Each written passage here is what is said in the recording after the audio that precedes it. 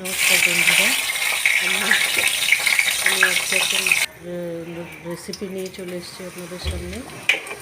ছোলা কচু দিয়ে ডালের বড়া দিয়ে ঝোল।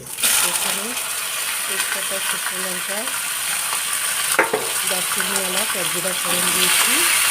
এখন কচুটাকে একদম ছোটো ছোটো করে কেটে রেখেছিলাম, সেদ্ধ করতে করিনি, একদম ছোটো ছোটো চারকোনা সাইজ করে।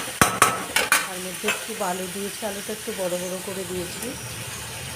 দিয়ে আলু আর কচুটাকে একটু ভালো করে প্রথমে একটু সাঁতলে নিয়েছি। তারপরে গুঁড়ো মশলা, এখানে হলুদ আছে, লঙ্কার গুঁড়ো আছে, জিরার গুঁড়ো আছে। তারপরে পরিমাণ মতো স্বাদ মতো লবণ দিয়ে দিলাম।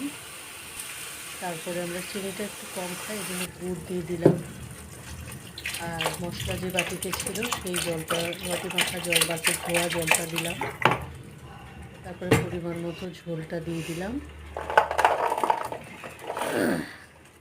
ডালের বড়াগুলো আগের থেকে আমি, এখানে ছোলার ডালের বড়া, আগের থেকে আমি বেটে বড়া করে রেখেছিলাম। তো ঝোলটা ফুটে এসছে, এবারে আমি গরম মশলা দিয়ে দিলাম।